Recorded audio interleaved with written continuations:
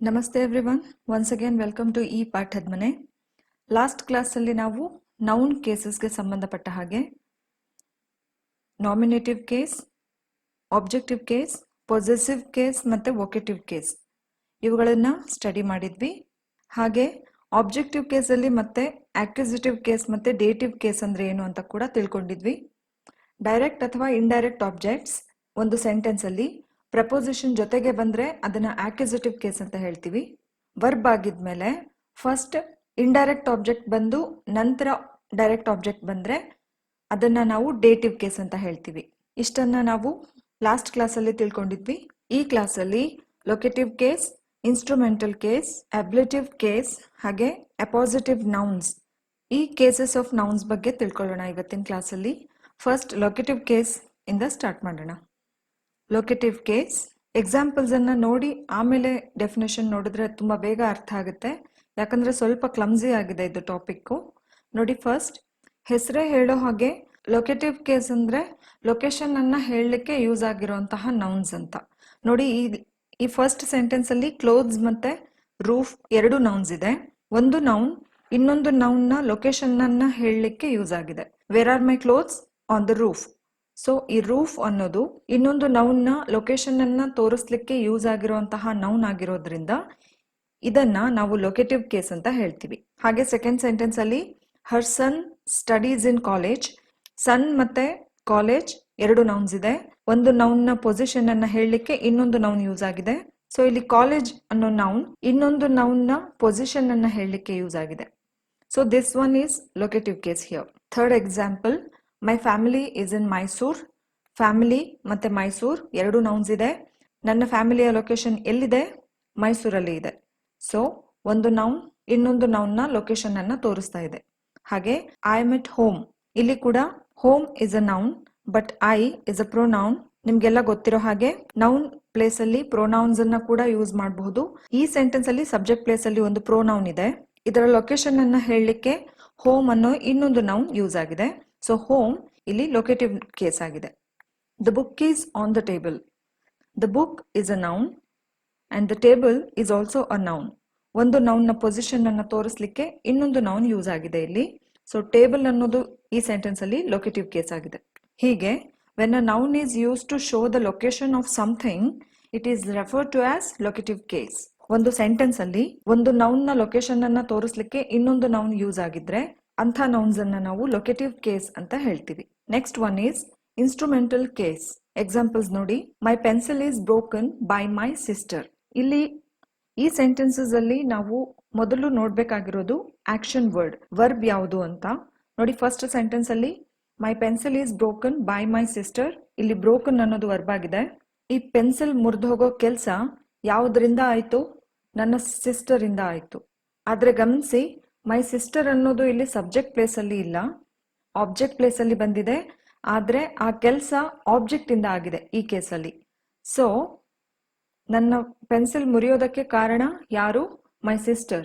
ಹಾಗಾಗಿ ಇದು instrumental case ಆಗಿದೆ. ಆದ್ರೆ ಇಲ್ಲಿ ವ್ಯಕ್ತಿಯನ್ನ ನಾವು ಇನ್ಸ್ಟ್ರೂಮೆಂಟ್ ಅಂತ ಕರಿತಿದೀವಿ ಅನ್ಕೋಬೇಡಿ.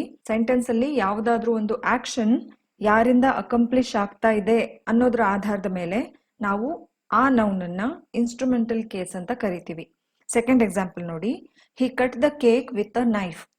ಇಲ್ಲಿ ಕಟ್ ಮಾಡೋದು ಒಂದು ವರ್ಬ್ ಆಗಿದೆ. ಇದನ್ನ ಪರ್ಫಾರ್ಮ್ ಮಾಡ್ತಾ ಇರೋದು ಸಬ್ಜೆಕ್ಟ್. ಆದ್ರೆ ಏನನ್ನ ಯೂಸ್ ಮಾಡ್ಕೊಂಡು ಅವನು ಕೇಕ್ ಅನ್ನ ಕಟ್ ಮಾಡೋ ಕೆಲಸ ಮಾಡ್ದ, ಯಾವುದರಿಂದ ಆ ಒಂದು ಆಕ್ಷನ್ ಕಂಪ್ಲೀಟ್ ಆಯ್ತು ಅಂತ ನೋಡಿದಾಗ ಈ ಸೆಂಟೆನ್ಸ್ ಅಲ್ಲಿ ನೈಫ್ ಅನ್ನೋದು ಇನ್ಸ್ಟ್ರೂಮೆಂಟಲ್ ಕೇಸ್ ಆಗಿದೆ. ಹಾಗೆ ಥರ್ಡ್ ಸೆಂಟೆನ್ಸ್ ಅಲ್ಲಿ they always travel by bus. Travel is a verb here. ಈ ಟ್ರಾವೆಲ್ ಮಾಡೋ ಕೆಲಸ ಪರ್ಫಾರ್ಮ್ ಮಾಡ್ತಾ ಇರೋದು ದೇ. ಆದ್ರೆ ಇನ್ನೊಂದು ನೌನ್ ಇದೆ ಈ ಸೆಂಟೆನ್ಸ್ ಅಲ್ಲಿ, ಅದನ್ನ ಯೂಸ್ ಮಾಡ್ಕೊಂಡು ಅವರು ಟ್ರಾವೆಲ್ ಮಾಡ್ತಾರೆ. ಆ ಆಕ್ಷನ್ ಬಸ್ ಇಂದ ಅಕಂಪ್ಲಿಷ್ ಆಗ್ತಾ ಇದೆ. So bus is instrumental case here. Fourth one, I eight noodles with a fork. ಇಲ್ಲಿ ಕೂಡ ಏಟ್ ಈ ವರ್ಬ್, ಈ ಆಕ್ಷನ್ ಅನ್ನ ಮಾಡಿದ್ದು ಐ, ಒಂದು ಪ್ರೊನೌನ್, ಸಬ್ಜೆಕ್ಟ್ ಕೇಸ್ ಅಲ್ಲಿ ಇದೆ. ಬಟ್ ಈ ಆಕ್ಷನ್ ಅಕಂಪ್ಲಿಷ್ ಆಗಿದ್ದು ಯಾವುದರಿಂದ? ಫೋರ್ಕ್ ಇಂದ. ಫೋರ್ಕ್ ನ ಸಹಾಯದಿಂದ ಅವನು ನೂಡಲ್ಸ್ ಅನ್ನ ತಿಂದೆ ಅಂತ ಹೇಳ್ತಾ ಇದ್ದಾನೆ.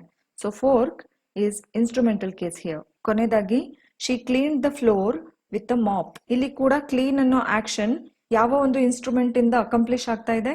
ಮಾಪ್ ಇಂದ ಆಗ್ತಾ ಇದೆ. ಮಾಡ್ತಾ ಇರೋದು ಶಿ, ಬಟ್ ಅಕಂಪ್ಲಿಷ್ ಆಗಿದ್ದು ಯಾವುದರಿಂದ? ಮಾಪ್ ಇಂದ.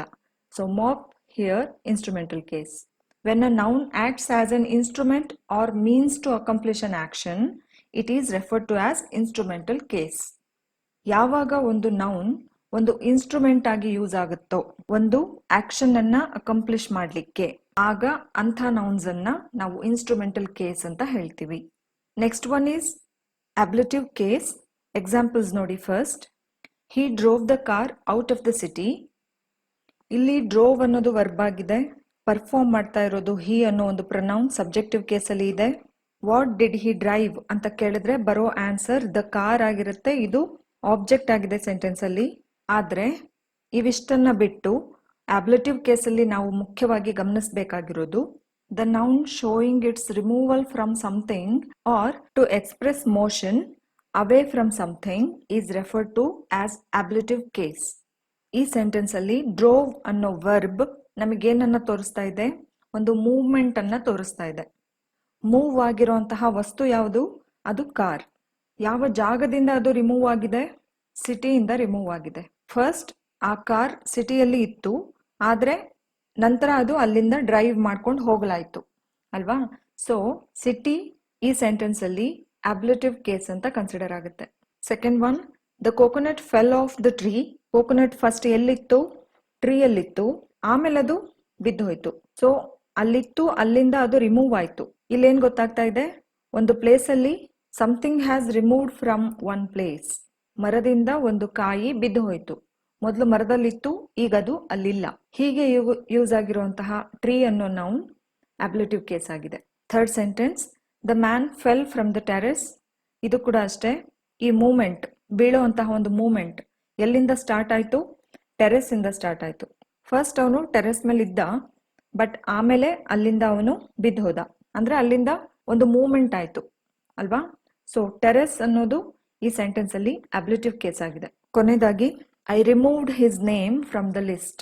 ರಿಮೂವ್ ಮಾಡಲಾಗಿದೆ. ನೋಡಿ, ಇಲ್ಲೂ ಕೂಡ ಒಂದು ಮೂವ್ಮೆಂಟ್ ಅನ್ನ ತೋರಿಸ್ತಾ ಇದೆ ಈ ಸೆಂಟೆನ್ಸ್. ಎಲ್ಲಿಂದ ರಿಮೂವ್ ಆಗಿದೆ ಅವನ ಹೆಸರು? ಲಿಸ್ಟ್ ಇಂದ ರಿಮೂವ್ ಆಗಿದೆ. ಸೊ ಲಿಸ್ಟ್ ಅನ್ನೋದು ಈ ಸೆಂಟೆನ್ಸ್ ಅಲ್ಲಿ ಅಬ್ಲೇಟಿವ್ ಕೇಸ್ ಆಗಿದೆ. ಈ ಟಾಪಿಕ್ ಕೂಡ ನಿಮ್ಗೆ ಅರ್ಥ ಆಗಿದೆ ಅಂದ್ಕೊಂಡಿದ್ದೀನಿ. ನಾನು ನಿಮ್ಗೆ ಅರ್ಥ ಆಗೋ ಹಾಗೆ ಹೇಳಿದ್ದೀನಿ ಅಂತ ಅಂದ್ಕೊಂಡಿದ್ದೀನಿ. ಕೊನೆಯದಾಗಿ ಅಪಾಸಿಟಿವ್ ನೌನ್ಸ್ ಗಮನಿಸಿ. ನಾನು ಆಪೋಸಿಟಿವ್ ಅಂತ ಹೇಳ್ತಾ ಇಲ್ಲ. ಆಪೋಸಿಟ್ ಅಂದ್ರೆ ವಿರುದ್ಧ ಅಂತ ಆಗುತ್ತೆ. ಸ್ಪೆಲ್ಲಿಂಗ್ ಕೂಡ ಚೇಂಜ್ ಇದೆ ನೋಡಿ. ಆದ್ರೆ ಅಪಾಸಿಟಿವ್ ಅಂದ್ರೆ ಪ್ರಯೋಜನಕಾರಿಯಾಗಿರೋದು ಅಥವಾ ಪೂರಕವಾಗಿರೋದು ಅಂತ. ಹೆಸರಲ್ಲೇ ಗೊತ್ತಾಗುತ್ತೆ ನಮ್ಗೆ. Appositives are nouns that follow or come before a noun and give more information about it. About it means about a noun. ಒಂದು ಸೆಂಟೆನ್ಸ್ ಅಲ್ಲಿ ಇರುವಂತಹ ನೌನ್ಗೆ ಪೂರಕವಾಗಿ ಇನ್ನೊಂದು ನೌನ್ ಬಂದ್ರೆ, ಆ ನೌನ್ ಬಗ್ಗೆ ಹೆಚ್ಚಿನ ಮಾಹಿತಿಯನ್ನ ಕೊಡ್ಲಿಕ್ಕೆ ಇನ್ನೊಂದು ನೌನ್ ಯೂಸ್ ಆಗಿದ್ರೆ ಅಂತಹ ನೌನ್ಸ್ ಅನ್ನ ನಾವು ಅಪಾಸಿಟಿವ್ ನೌನ್ಸ್ ಅಂತ ಹೇಳ್ತೀವಿ. ಎಕ್ಸಾಂಪಲ್ಸ್ ನೋಡಿ. My cousin Sumathi loves video games. ಇಲ್ಲಿ ಕಸಿನ್ ಮತ್ತೆ ಸುಮತಿ ಎರಡು ಕೂಡ ನೌನ್ಸ್ ಆಗಿದೆ. ಒಂದು ನೌನ್ ಅನ್ನ ತೆಗೆದ್ರೆ ಸೆಂಟೆನ್ಸ್ ಏನು ವ್ಯತ್ಯಾಸ ಆಗೋದಿಲ್ಲ. My cousin loves video games ಅಂತ ಹೇಳಿದ್ರು ಕರೆಕ್ಟ್ ಆಗಿರುತ್ತೆ ಸೆಂಟೆನ್ಸ್. ಬಟ್ ನನ್ನ ಕಸಿನ್ ಬಗ್ಗೆ ಹೆಚ್ಚಿನ ಮಾಹಿತಿಯನ್ನ ಕೊಡ್ಲಿಕ್ಕೆ ನಾನು ಅವಳ ಹೆಸರನ್ನ ಇಲ್ಲಿ ಮೆನ್ಷನ್ ಮಾಡಿದ್ದೀನಿ. ನನ್ನ ಕಸಿನ್ ಯಾರು? ಅದು ಸುಮತಿ. ಸುಮತಿ ಯಾರು? ನನ್ನ ಕಸಿನ್. ಒಂದಕ್ಕೊಂದು ಪೂರಕವಾಗಿದೆ. ಒಂದು ನೌನ್ ಬಗ್ಗೆ ಹೆಚ್ಚಿನ ಇನ್ಫಾರ್ಮೇಶನ್ ಕೊಡ್ಲಿಕ್ಕೆ ಇನ್ನೊಂದು ನೌನ್ ಯೂಸ್ ಆಗಿದೆ. ಈ ರೀತಿಯ ನೌನ್ಸ್ ಅನ್ನ ನಾವು ಅಪಾಸಿಟಿವ್ ನೌನ್ಸ್ ಅಂತ ಹೇಳ್ತೀವಿ. ಸೆಕೆಂಡ್ ಸೆಂಟೆನ್ಸ್ ನೋಡಿ. My childhood friend Jamshida is very brave. ಈ ಸೆಂಟೆನ್ಸ್ ಅಲ್ಲಿ ಕೂಡ ಜಮ್ಶೀದಾ ಅನ್ನೋ ಹೆಸರನ್ನ ತೆಗೆದ್ರೆ my childhood friend is very brave ಅಂದಂಗ ಆಗುತ್ತೆ. ಬಟ್ ಕಂಪ್ಲೀಟ್ ಇನ್ಫಾರ್ಮೇಶನ್ ಅನ್ನ ಕೊಡ್ಲಿಕ್ಕೆ ಪರ್ಟಿಕ್ಯುಲರ್ ಆಗಿ ನಾನು ಜಮ್ಶೀದಾ ಹೆಸರನ್ನ ಹೇಳ್ಬೇಕಾಗಿತ್ತು. ಬಿಕಾಸ್ ನನಗಿರೋ ಅಷ್ಟು ಫ್ರೆಂಡ್ಸ್ ಅಲ್ಲಿ ನಾನು ಅವಳ ಬಗ್ಗೆ ಮಾತಾಡ್ತಾ ಇದ್ದೀನಿ ಅಂತ ನಿಮಗೆ ತೋರಿಸ್ಲಿಕ್ಕೆ ಅವಳ ಹೆಸರನ್ನ ಇಲ್ಲಿ ಇಂಡಿಕೇಟ್ ಮಾಡಿದ್ದೀನಿ. ಹಾಗಾಗಿ my childhood friend is very brave ಅಂತ ಹೇಳಿದಾಗ ವಿಚ್ ಫ್ರೆಂಡ್ ಅಂತ ಕೇಳಿದ್ರೆ answer is Jamshida. Who is Jamshida? My friend. ಹಾಗೆ third sentence is his dog Brownie is always barking. Which dog I am talking about? Brownie. Who is Brownie? His dog. Right. ಹಾಗೆ ಕೊನೆಯದಾಗಿ they stopped selling my favourite snack the panipuri. ಈಗೆಲ್ಲ ಕಡೆ stop ಮಾಡಿಬಿಟ್ಟಿದಾರಲ್ವಾ panipuri ಮಾಡೋದು. ಯಾಕೆ ಹೇಳಿ? ಹೊರಗಿನ ತಿಂಡಿ ತಿಂದ್ರೆ ಎಂತೆಂಥದೋ ವೈರಸ್ ಎಲ್ಲ ಅಟ್ಯಾಕ್ ಆಗ್ಬಿಡುತ್ತೆ ಅಂತ ಭಯ ಅಲ್ವಾ? So they stopped selling my favourite snack the panipuri. ಇದರಲ್ಲಿ ಕೂಡ ಇಷ್ಟೇ ಸೆಂಟೆನ್ಸ್ ಅನ್ನ ಹೇಳಿದ್ರು ಕೂಡ ಕಂಪ್ಲೀಟ್ ಮೀನಿಂಗ್ ಕೊಡ್ತಾ ಇತ್ತು. ಬಟ್ ವಿಚ್ ಸ್ನ್ಯಾಕ್ ಅಂತ ಮೆನ್ಷನ್ ಮಾಡ್ಲಿಕ್ಕೆ ನಾನು ಅದರ ಹೆಸರನ್ನ ಕೂಡ ಹೇಳಿದ್ದೀನಿ. ಹೀಗೆ ಒಂದು ಸೆಂಟೆನ್ಸ್ ಅಲ್ಲಿ ಒಂದಕ್ಕೊಂದು ಪೂರಕವಾಗಿ ಯೂಸ್ ಆಗುವಂತಹ ನೌನ್ಸ್ ಅನ್ನ ನಾವು ಅಪಾಸಿಟಿವ್ ನೌನ್ಸ್ ಅಂತ ಹೇಳ್ತೀವಿ. ಇವತ್ತಿನ ಕ್ಲಾಸಲ್ಲಿ ಹೇಳಿದಂತಹ ಈ ಎಲ್ಲ ಟಾಪಿಕ್ಸ್ ನಿಮ್ಗೆ ಅರ್ಥ ಆಗಿದೆ ಅಂತ ನಾನು ಅಂದ್ಕೊಂಡಿದ್ದೀನಿ. ನೋಡಿ, ಲೊಕೇಟಿವ್ ಕೇಸ್ ಅಂದ್ರೆ ಸೆಂಟೆನ್ಸ್ ಅಲ್ಲಿ ಒಂದು ನೌನ್ ನ ಲೊಕೇಶನ್ ಅನ್ನ ತೋರಿಸ್ಲಿಕ್ಕೆ ಇನ್ನೊಂದು ನೌನ್ ಅನ್ನ ಯೂಸ್ ಮಾಡ್ತೀವಿ, ಅದನ್ನ ಲೊಕೇಟಿವ್ ಕೇಸ್ ಅಂತ ಹೇಳ್ತೀವಿ. ಸೆಂಟೆನ್ಸ್ ಅಲ್ಲಿ ಇರುವಂತಹ ಆಕ್ಷನ್ ಅನ್ನ ಅಕಂಪ್ಲಿಷ್ ಮಾಡ್ಲಿಕ್ಕೆ ನಾವು ಯಾವ್ದಾದ್ರೂ ಇನ್ನೊಂದು ನೌನ್ ಅನ್ನ ಇನ್ಸ್ಟ್ರೂಮೆಂಟ್ ತರ ಯೂಸ್ ಮಾಡ್ಕೊಂಡಿದ್ರೆ ಅಥವಾ ಆ ನೌನ್ ಯೂಸ್ ಆಗಿದ್ರೆ ಅದನ್ನ ನಾವು ಇನ್ಸ್ಟ್ರೂಮೆಂಟಲ್ ಕೇಸ್ ಅಂತ ಹೇಳ್ತೀವಿ. ಅಬ್ಲೇಟಿವ್ ಕೇಸ್ ಅಂತ ಹೇಳಿದ್ರೆ ಒಂದು ಸೆಂಟೆನ್ಸ್ ಅಲ್ಲಿ ಒಂದು ಪರ್ಟಿಕ್ಯುಲರ್ ನೌನ್ ಇಂದ ಏನಾದ್ರೂ ರಿಮೂವಲ್ ಅನ್ನ ತೋರಿಸ್ಲಿಕ್ಕೆ ಅಥವಾ ಒಂದು ಮೂವ್ಮೆಂಟ್ ಅನ್ನ ತೋರಿಸ್ಲಿಕ್ಕೆ ಯೂಸ್ ಆಗುವಂತಹ ನೌನ್ಸ್ ಅನ್ನ ನಾವು ಅಬ್ಲೇಟಿವ್ ಕೇಸ್ ಅಂತ ಹೇಳ್ತೀವಿ. ಹಾಗೆ ಕೊನೆಗೆ ಸೆಂಟೆನ್ಸಸ್ ಅಲ್ಲಿ ಒಂದು ನೌನ್ಗೆ ಇನ್ನೊಂದು ನೌನ್ ಪೂರಕವಾಗಿ ಬಂದು ಅದರ ಬಗ್ಗೆ ಹೆಚ್ಚಿನ ಇನ್ಫಾರ್ಮೇಶನ್ ಕೊಡ್ಲಿಕ್ಕೆ ಯೂಸ್ ಆಗಿದೆ ಅಂದಾಗ ಅಂತಹ ನೌನ್ಸ್ ಅನ್ನ ನಾವು ಅಪಾಸಿಟಿವ್ ನೌನ್ಸ್ ಅಂತ ಹೇಳ್ತೀವಿ. ಸೊ ಇಷ್ಟು ನಿಮ್ಗೆ ನೌನ್ಸ್ ಬಗ್ಗೆ ಅರ್ಥ ಆಗಿದೆ ಅನ್ಕೊಂಡಿದ್ದೀನಿ. ನನ್ನ ನೆಕ್ಸ್ಟ್ ಕ್ಲಾಸ್ ಪ್ರೊನೌನ್ ಬಗ್ಗೆ ಇರುತ್ತೆ. ಪ್ರೊನೌನ್ ಟಾಪಿಕ್ ಜೊತೆಗೆ ಮತ್ತೆ ಸಿಗ್ತೀನಿ. ಬಾಯ್.